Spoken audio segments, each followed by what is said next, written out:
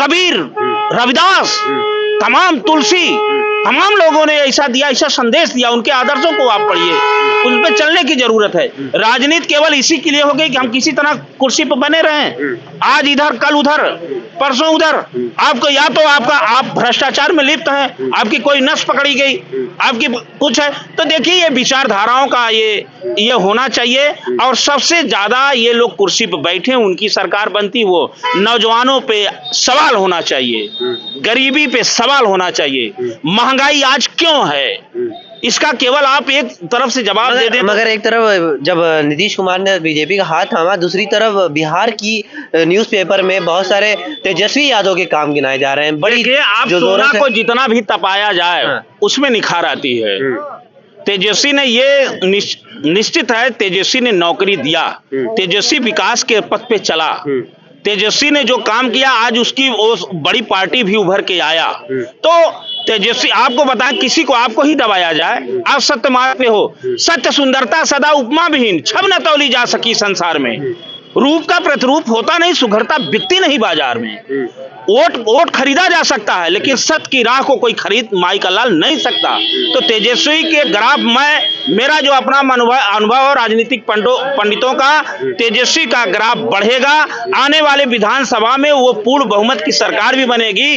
और देखिए, जो जब दिन जाने के आते हैं, अत्यंत आयु रह जाती है, तो बुद्धि नियत उल्टी होकर अहंकार के जल में बह जाती है।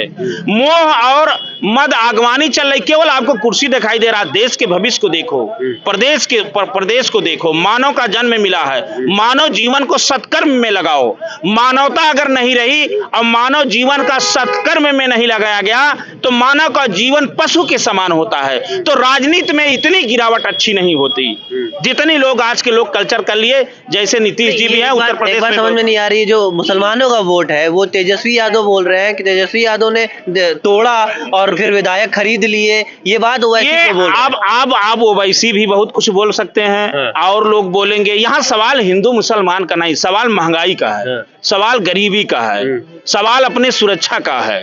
ओवैसी तो बहुत कुछ बोलेंगे, उनको भी दुकान चलानी है, तो मुसलमानों को बारे में बोलेंगे, तो इनको बारे में बोले, वो अनाप शनाप बयान बोलते हैं। वो आप जात को क्यों ला रहे हो? ओवैसी का पाकिस्तान से थोड़ी है, आप हिंदुस्तान में हो, आपको संविधान और लोकतंत्र के तहत आप पार्लियामेंट में पहुंचे हो। अब आपको वो भी अधिकार मिलता है, आप चाहे प्रधानमंत्री कमेंट करते हो, चाहे और जगह आप कमेंट करते हो, कुछ भी बोलने का लोकतंत्र आपको अधिकार देता है। जो आप सांसद है बोलते हैं, तो वैसी लोग जैसे भी ध्यान भटकाने और नफरत पैदा करने वाले हैं, उनका जो बयान है। लेकिन सब मिला के ये होना चाहिए कि महंगाई, बेरोजगारी, देश की आर्थिक स्थिति, देश की सुरक्षा, आपने जो वादा किया था उस वादे पे ये चर्चा होना चाहिए। ये तो इधर से पलटो, उधर महाराष्ट्र में पलट दिया गया, वहां पलट दिया गया, यहाँ पलट दिया गया, तो ये सत्ता के लिए और आने वाले भविष्य के लिए ठीक नहीं है।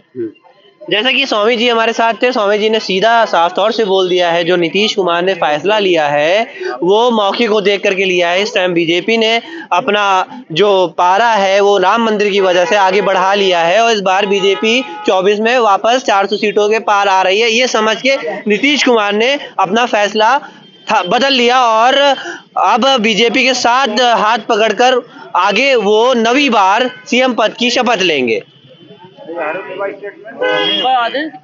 बाकी लोग नहीं चलाना है उनका, ही चलाना